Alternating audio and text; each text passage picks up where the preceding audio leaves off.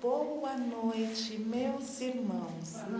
Sejam todos muito bem-vindos, né? Os irmãos dos dois planos da vida. E todos nós aqui, mais uma vez, para o Evangelho que pode nos abrir os olhos da alma, para o Evangelho que pode nos ajudar a nos edificarmos, né? Estamos aqui para esta aula, não só vocês, mas eu, que sou a primeira a receber a lição, né? Minha dívida deve ser muito grande, que eu tenho que falar para mim, falar para os outros e falar direito. Tem que falar corretamente, porque senão...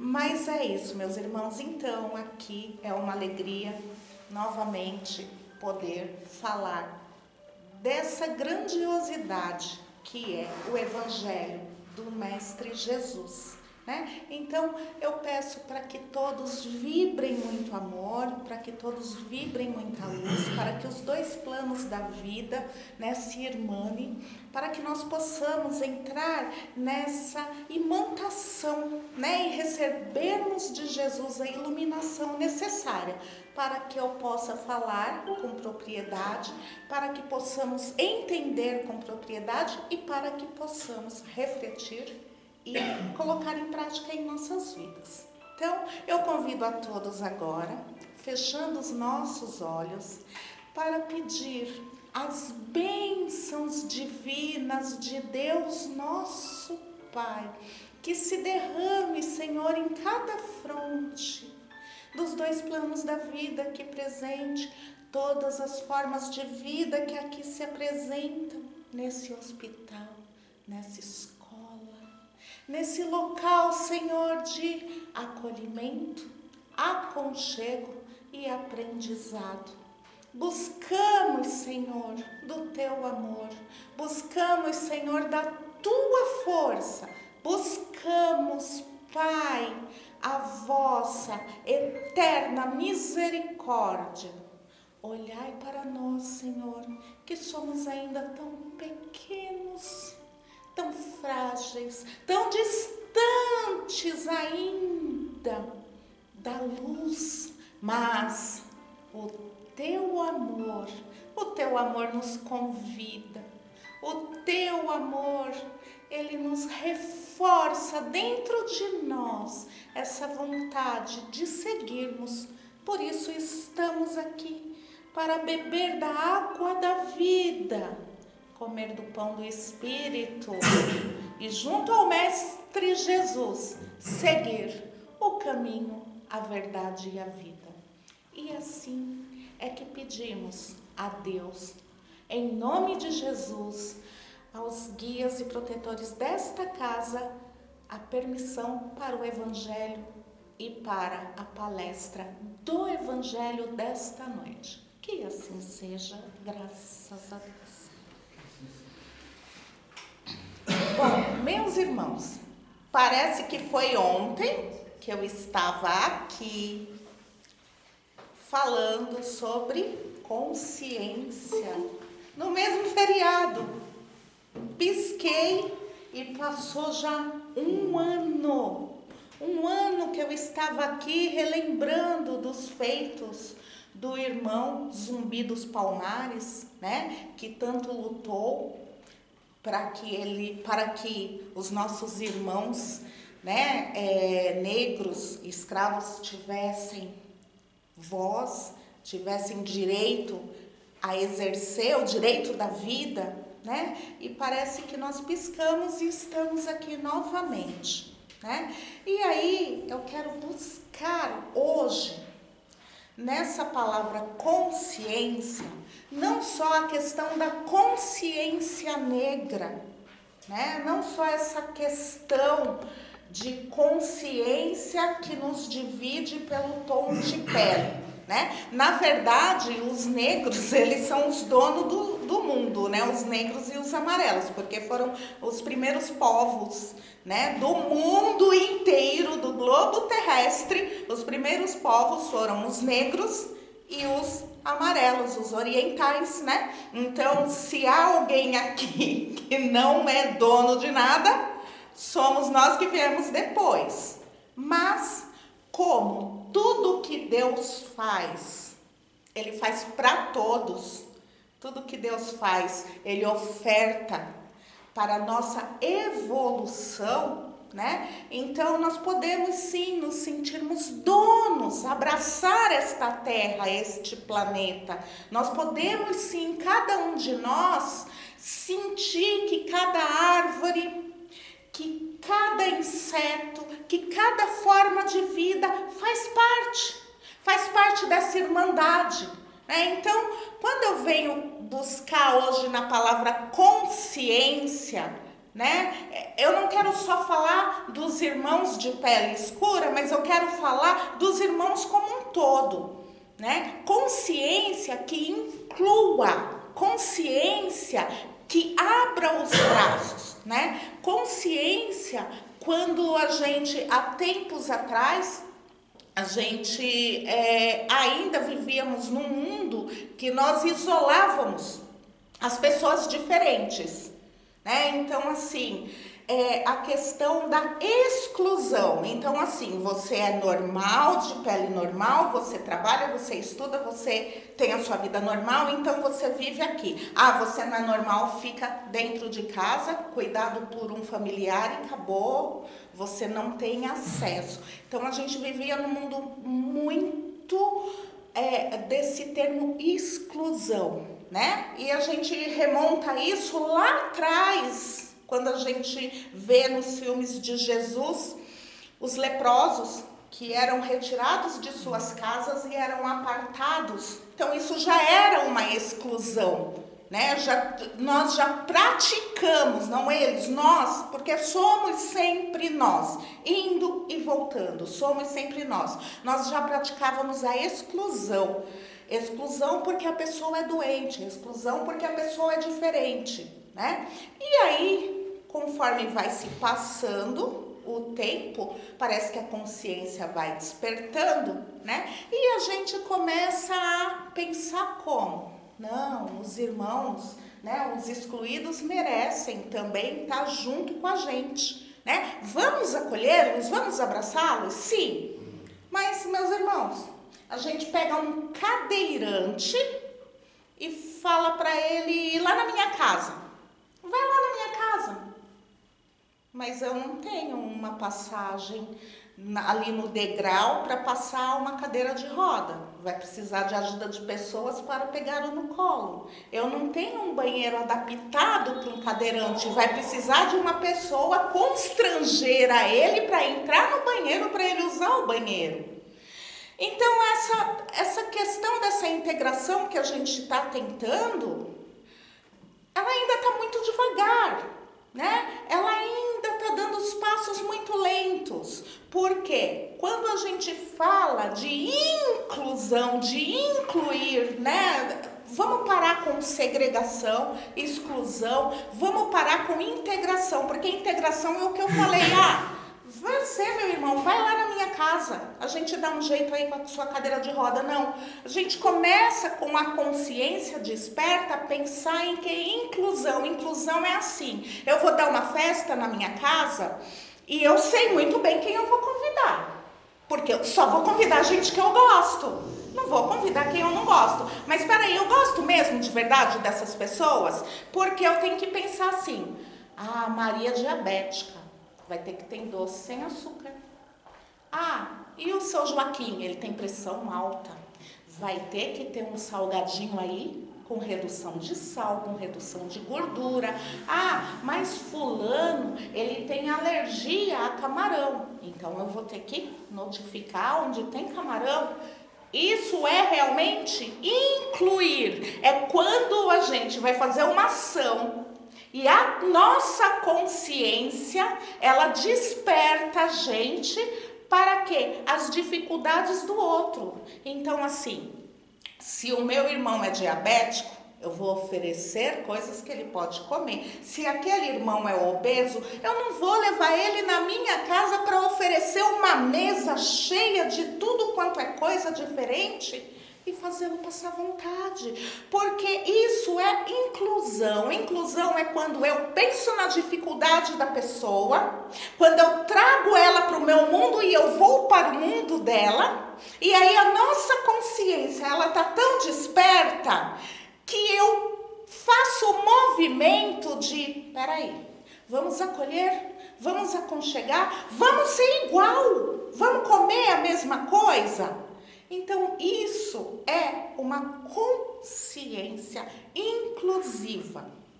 E na questão da consciência inclusiva, que a gente levou todo esse tempo para despertar, por quê? Eu já falei isso uma vez, eu acho muito importante lembrar que lá nos tempos remotos, né, lá nos homens das cavernas, eles tinham um sistema de vida, e esse sistema de vida era de acordo com o quê?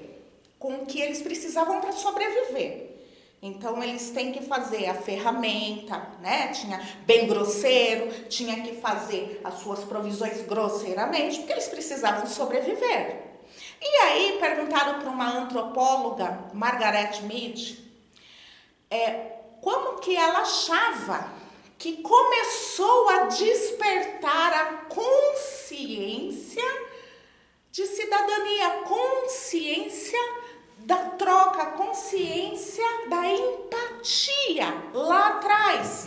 E os alunos tinham certeza que ela ia falar quando eles inventaram a lança, quando eles inventaram a faca com a pedra lascada, quando eles inventaram, né, as provisões. Não, as cestas, a panela de barro, não. Ela falou assim, quando ao estudar um fóssil, de não me recordo quantos milhões de anos atrás, descobriram que era um fêmur quebrado e curado. O fêmur havia se curado. E o fêmur é o maior osso que a gente tem na perna, né? Então, um homem das cavernas, ele ferido, qualquer animal na natureza que quebre o fêmur, ele vai morrer. Porque ele não consegue andar para tomar água, não consegue caçar, ele não consegue desenvolver nenhuma atividade, ele vai morrer, ele vai ser presa fácil de qualquer um outro predador. Mas o homem da caverna com o fêmur cicatrizado significa que alguém tomou conta dele. Que há milhões de anos atrás a consciência já despertava para a empatia. Alguém o alimentou, alguém levou água para ele, alguém cuidou dele até ele se recuperar. Então isso é uma questão da consciência. É uma consciência que ela vem inserida no nosso DNA espiritual. Não é no DNA do corpo. É no espiritual, porque nós somos filhos de Deus. Deus não é corpo, Deus é espírito. Então, o nosso DNA vem dele. E essa consciência, ela está inserida na gente desde lá, dos primórdios. E até hoje a gente ainda tem dificuldade. E olha que Deus ajuda, hein? Deus mandou profeta, Deus mandou, né, grandes líderes aí de várias religiões, Deus mandou até o Cristo, e a gente ainda continua aqui capengando, né, a gente ainda continua devagar, e a gente fica, sabe como? A gente fica às vezes embasbacado com algumas histórias sobre honestidade. Né? Olha, apareceu uma senhora, uma história real, uma senhora em Minas Gerais, que ela, muito pobre mesmo, ela ganhava a vida dela catando latinha, separando o papelão, né? Lá na separação lá de lixo, ela ganhava a vida dela do lixo, e no lixo ela achou 180 mil reais. Uma mochila com 180 mil reais. Ela foi até a delegacia, que ela queria devolver para o dono. Os policiais riram dela. Nossa, mas pode ficar para a senhora, não tem como identificar quem é. Tem que identificar, vamos fazer uma ação, vamos fazer alguma coisa. Olha, uma senhora leiga, eu quero devolver o dinheiro, porque a pessoa deve estar desesperada. Vou resumir, porque a gente não tem tanto tempo. Ela ficou indo na delegacia todos os dias. Ia trabalhar, passava na delegacia. Ia trabalhar, passava na delegacia para ver se estavam fazendo alguma coisa para achar o dono do dinheiro. Enfim, acharam o dono do dinheiro e ele provou por A mais B que o dinheiro era realmente dele, né? E não era uma pessoa que tinha posses, não é nada disso. Era uma pessoa que vendeu a sua propriedade, né? E perdeu o dinheiro, jogou o dinheiro no lixo porque fez uma confusão, fizeram uma confusão com a mochila que tinha o dinheiro e acharam que era lixo. E aí ele queria, porque queria dar 20 mil para ela, e ela não aceitou de jeito nenhum, uma pessoa pobre, que se abrisse a geladeira e encontrar água na geladeira dela, pobre, ela falou que ela não ia aceitar o dinheiro por ter feito uma coisa que qualquer pessoa deveria fazer. Isso é consciência. Só que nós ouvimos uma história dessa e aplaudimos ela, como se isso fosse um feito. Não, gente, deveria ser o normal, deveria ser algo corriqueiro. Se achar não é seu, devolve. Não importa quanto tempo vai levar para você devolver, devolve. Procura quem é, vai dar um jeito de devolver, mas não. A gente dá desculpa, né? A maioria de nós dá desculpa, né? Mas não tem nome, como que eu vou saber de quem que é? Né? Então, quando essa senhora, ela vai atrás de devolver, ela move o mundo em favor dela. Por que eu digo isso? Porque como as pessoas se sensibilizaram com que ela não quis ficar com dinheiro, quis devolver o dinheiro e não quis aceitar um prêmio por ter feito a coisa certa, aí fizeram, sabe o quê? Uma vaquinha para melhorar a vida dela. E arrecadou um bom dinheiro. Aí ela aceitou, porque aí ela viu que não estava prejudicando ninguém, que várias pessoas davam um pouquinho de cada um, e ela terminou aceitando, né?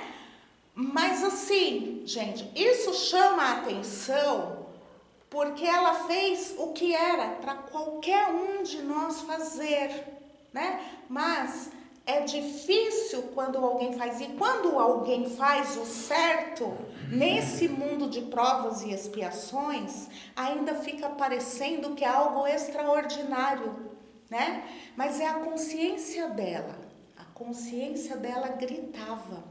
E aí a gente pega aqui esse livro, O Céu e o Inferno, que o subtítulo dele, para ser bem justo, o subtítulo dele é O Céu e o Inferno, ou A Justiça Divina segundo o Espiritismo. E aí esse livro, ele vem trazer o quê? Histórias de fatos reais. Todas histórias com fatos reais. Todas as histórias que eles têm um grau de sofrimento, de adoecimento, mas tem aí a sua revelação. A revelação de tornar a pessoa melhor.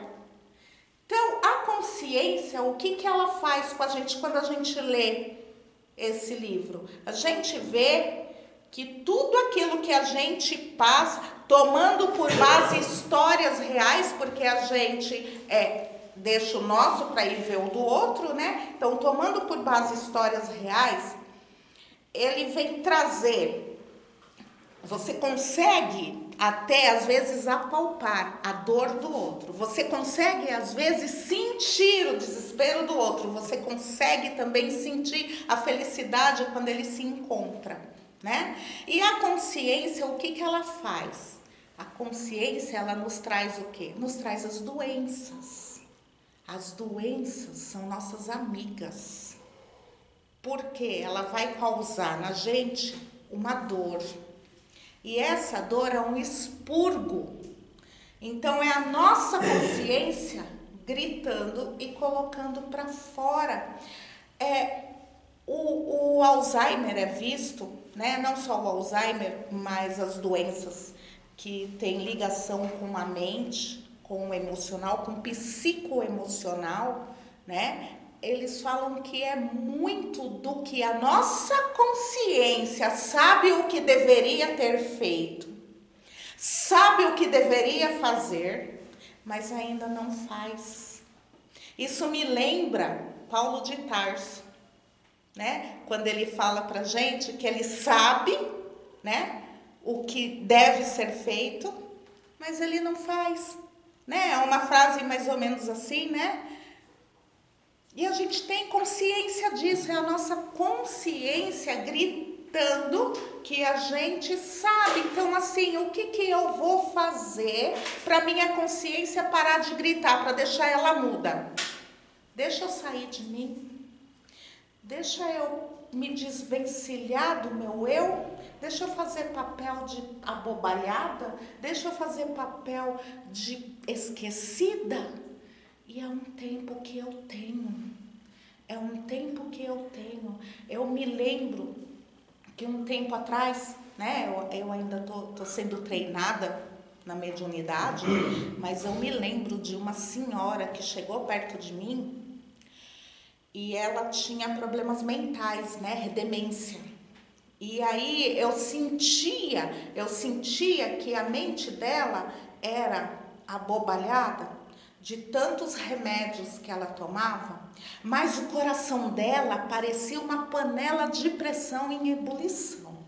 Ela tinha um sentimento, porque ela, fora do corpo, né, ela tinha noção de quem era ela, o que ela estava fazendo e dos erros dela, que não vem ao caso contar aqui, mas eu só quero contar o sentimento dela, o sentimento que eu sentia dentro de mim, que era como se fosse o coração opressivo dos erros que ela causou, mas não tinha força para falar, eu errei. Não, foi eu que errei, não. Então ela preferia sair da mente dela. Ela preferia viver um faz de conta. Ela preferia esquecer tudo, voltar a ser criança. Mas ela não queria lembrar de tudo que ela fez. Só que assim, lê do engano, porque ela tá na carne demente, mas o espírito dela carrega toda essa dor. O espírito dela carrega tudo isso. O bom é que a misericórdia divina, como tá aqui, né? Céu e inferno, que nada mais é uma concepção nossa, né? Antigamente, quando nós éramos adeptos do catolicismo, que fomos todos, a gente falava que era céu, purgatório, inferno, né? E agora, como espíritas, a gente fala que o céu é o nosso lar. Raul Teixeira que fala isso. O céu é o nosso lar e que o umbral é o inferno. Ele fala, tá vendo como a gente ainda dá nome errado para as coisas? Porque o céu é o céu e nosso lar é só um campo psíquico para acolher pessoas. E o inferno é o de cada um. Não existe um local chamado inferno, mas existe o nosso próprio inferno. E a gente vai lá e faz isso com os outros que estão no mesmo grau de consciência conosco. Então, a doença, o Alzheimer, as doenças mentais, elas nos dão a fuga do corpo carnal e ela serve como expurgo. O Espírito, a misericórdia divina é tão maravilhosa que deixa expurgar, deixa sair de dentro da gente, deixa colocar isso para fora. A pessoa, quando ela começa a expurgar isso, quando ela começa a pôr isso para fora, quando ela desencarna e ela começa a rever tudo isso, ela consegue encontrar o próprio eu dela. É um tratamento psíquico. Então essas doenças, essas demências, nada mais são do que ferramentas da nossa própria consciência, que fazem com que nós tenhamos força para fazer a limpeza. Acender a luz, iluminar tudo e fazer a limpeza e carregar a sujeira para fora. Então, cada doença, as pessoas que têm muita dificuldade no joelho, é um problema, às vezes, e não levem ao pé da letra, por favor, mas a ligação é que não consegue perdoar. Não consegue, o orgulho não deixa perdoar. Aí tem a dificuldade no joelho, aquela que tem a dificuldade nas costas.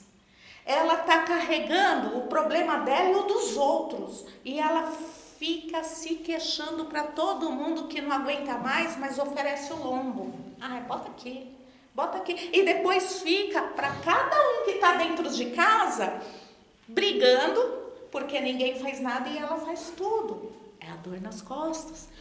A gastrite, problemas estomacais, tá ligado ao que a pessoa, ela engole. E não é assim, não é assim. Como que a gente tem que fazer? A gente tem que brigar com tudo? Também não. A gente precisa saber de uma coisa. O que vai me fazer bem, eu vou pegar para mim. O que vai me fazer mal, eu não vou nem chegar perto. Ah, como que eu faço isso? Sendo indulgente. Aí, como que eu aplico a indulgência? A consciência sabe aplicar a indulgência. A gente cobra da gente para fazer tudo certo. Porque se a gente fizer tudo certo, vai acontecer tudo certo. Quem vai andar com a gente é todo mundo que é certo. Então eu quero praticar o evangelho, eu vou praticar o evangelho e isso vai me unir com pessoas que praticam o evangelho e nós vamos criar uma fraternidade. Mas se eu pratico o evangelho algumas horas por dia, 15 minutos de evangelho no lar, aí depois eu vou ali pro portão falar da vida da vizinha com a outra vizinha. No outro dia muda, né? Porque você tem que levar e trazer. Então, a gente começa a perceber que as doenças, na verdade, elas são um freio da nossa consciência. As doenças, elas vêm trazer pra gente uma mensagem. Você está fazendo algo errado. Você não está fazendo o que deveria ser feito. E como que a gente sabe disso? Olha, no Evangelho segundo o Espiritismo, né, do capítulo 3, Há muitas moradas na casa do meu pai, Santo Agostinho, ele vem lá no final desse capítulo falando da progressão dos mundos. Mas o que tem a ver a progressão dos mundos, né, com a minha consciência? Tudo a ver. Por quê? Olha, o progresso é uma das leis da natureza, de todos os seres da criação, animados e inanimados. E a eles estão submetidos pela bondade divina, que quer que tudo engrandeça e que tudo prospere. A destruição, que parecem aos homens o fim das coisas, não é senão um meio de atingir pela transformação a um estado mais perfeito, porque tudo morre para renascer e coisa alguma se torna em nada. Então, quando a gente tem uma doença, isso acaba com o nosso corpo físico, o nosso espírito, ele se elevou.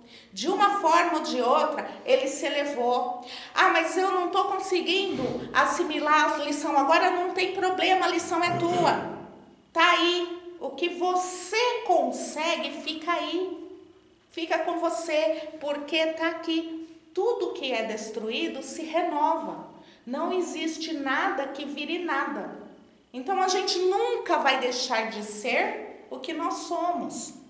Nós sempre vamos ser o que somos e um pouco mais, e um pouco mais, e um pouco mais. E aí Santo Agostinho, ele continua.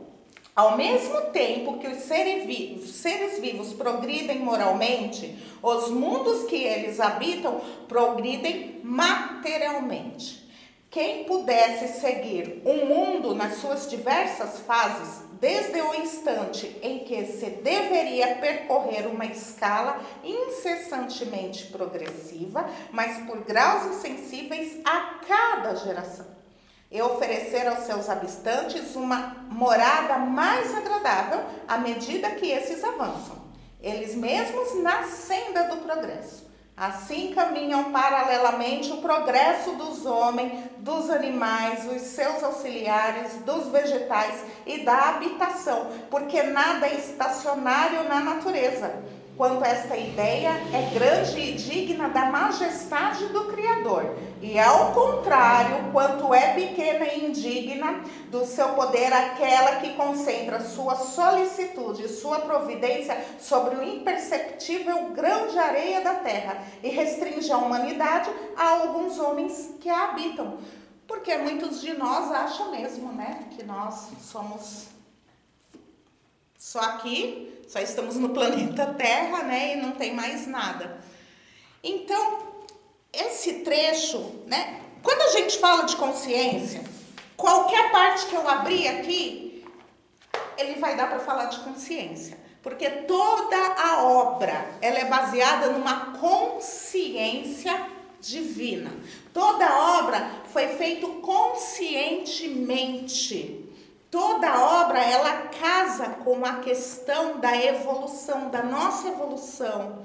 Ela casa com o homem de bem, com as leis da moralidade, toda a obra de Kardec. Então, qualquer página que eu abrir aqui, ou qualquer outra obra da codificação, seria tema para falar de consciência. Seja consciência negra, seja consciência da qual a gente está abrangendo tudo.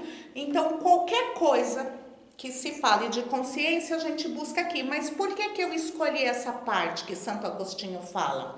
Porque deixa muito claro que nós precisamos destruir para reconstruir. Aqui fica muito claro que sob essa lei não está só nós como espíritos, mas tudo, absolutamente tudo, e que tudo ele vai evoluindo e tudo vai tendo uma busca incessante, que às vezes quando a gente para, alguém dá um empurrãozinho, né? Alguém vem e puxa a nossa mão. Mas o que se chama isso? Se chama misericórdia divina, que envia os nossos outros irmãos para nos buscar, para nos alçarmos voos, né? É uma pena que o horário já nos chama, porque é muito assunto que tem para falar, né? E eu queria falar da consciência de um juiz americano. Queria fechar essa palestra com a consciência de um juiz americano. Vou até pegar o nome da lei aqui. A lei que ele se valeu é estado de necessidade ou furto famélico. Bom, o que vem a ver a isso? Uma senhora de 91 anos aparece acorrentada na frente de um juiz. Senhora Ellen, 1,5 m, bom, eu tenho 1,57 m, eu sou desse tamanho, imagina ela, 1,5 m, com aquelas correntes grossas, pesadas, nos punhos, nos pés, andando devagarzinho, né? Porque é assim que eles se apresentam lá, né, na América. Se apresentou diante do juiz, e aí, o que ela tinha feito? Roubado.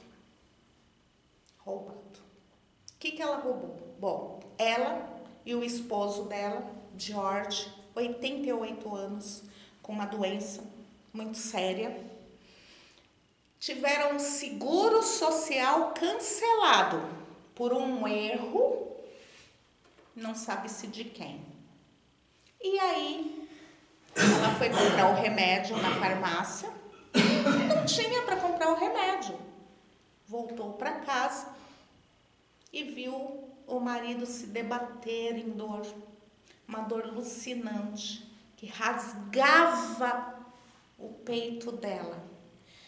Eu não sei dizer se era ela que sentia mais dor ou ele que sentia mais dor, mas a dor era tão grande, que uma senhora de 91 anos que nunca tinha praticado um ato ilícito foi até a farmácia e roubou os remédios, pegou os remédios e colocou na bolsa. Mas ela não conseguiu nem sair da farmácia. E mandaram prender, não quiseram nem ouvir. você está vendo a pessoa comprar aquele remédio todo mês. Todo mês. Mas você não quer nem ouvir. Você chama a polícia. E a polícia leva presa. E ela vai no camburão. E ela fica na cela e ela espera o juiz. Aí quando ela é colocada na frente do juiz, que ela explica a história dela, ela achando, né? Vou presa, né? Porque já aconteceu tudo isso, até a humilhação de estar presa, né? O juiz, ele julga ela inocente, utilizando da própria lei, que aqui no Brasil também existe. Existe essa lei, que é uma lei, novamente, estado de necessidade ou furto famélico. Então, a consciência desse juiz fez com que ele utilizasse o poder dele para fazer a coisa certa. Ah, mas ele podia ter mandado ela para a cadeia? Podia, porque ele também podia fazer isso. Está na lei também. Mas ele preferiu o quê? Ele preferiu ver a nuance. É a nuance. Por que eu contei essa história? Porque imagina um juiz, homem como nós, né, que está suscetível a todo tipo de erro como nós. Ele tem essa justiça, essa noção de justiça, consciência e justiça dentro dele, porque ele soube ver que ela não roubou 1 litro de pinga, ela não roubou igual está acontecendo muito, que estão roubando farmácia para pegar caneta emagrecedora. Não, ela roubou um remédio essencial para a vida, do grande amor da vida dela, 65 anos juntos.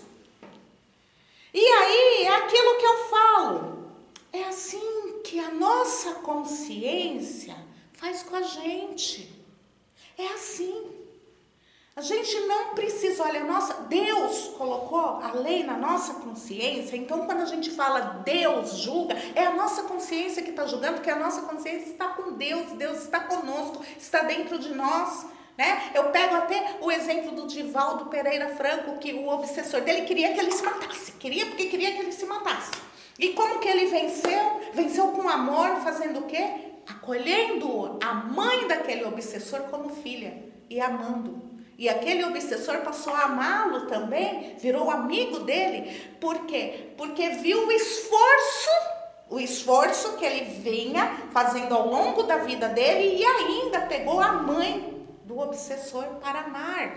Então a consciência é isso. Da mesma forma que o juiz atenuou para a dona Ellen, né? E eu tenho certeza que a consciência dela estava tranquila quando ela roubou o remédio, porque ela não estava deixando ninguém mais pobre, não, ela só estava tentando salvar a vida, porque erraram com ela.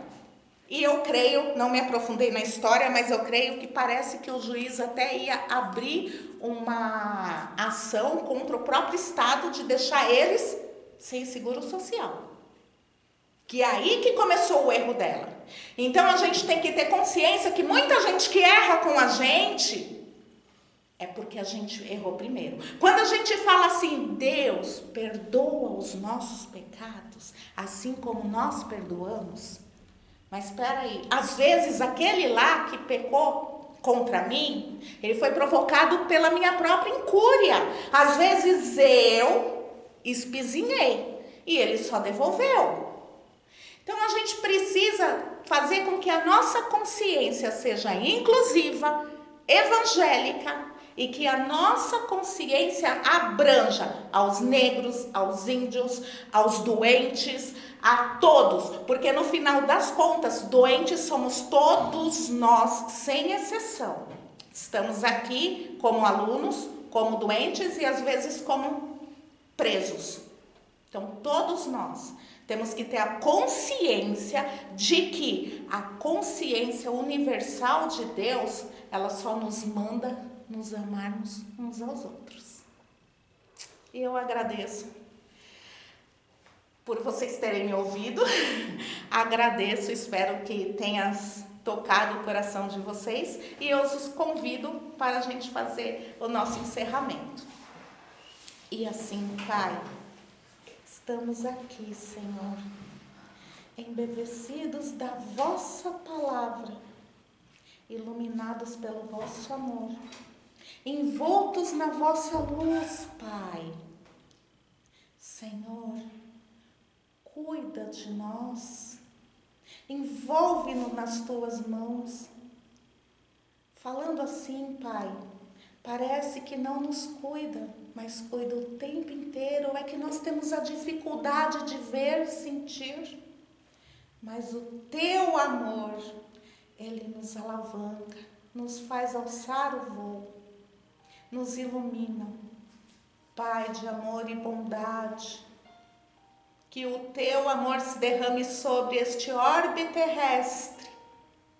Que seja, Senhor, um amor que chegue àquele que está no leito de dor, aquele que está abandonado nas ruas, o que está com o estômago doendo de fome, o que está em desespero, aquele, Senhor, que não vos conhece ainda, mas que já sente um vazio na alma. Senhor, Deus Pai Todo-Poderoso, abarca este mundo com a vossa santa misericórdia, e que todas as formas de vida, tocados pelo teu amor, de joelho em espírito, a louvar a Deus, a louvar a ti, dizendo: Pai nosso que estais nos céus, santificado seja o vosso nome, venha a nós o vosso reino, seja feito a vossa vontade, assim na terra como nos céus. O pão nosso de cada dia nos dai hoje, e perdoa as nossas ofensas, assim como perdoamos a quem nos tem ofendido. Não nos deixeis cair em tentação, e livra-nos, Senhor, de todo mal. Que assim seja, graças a Deus.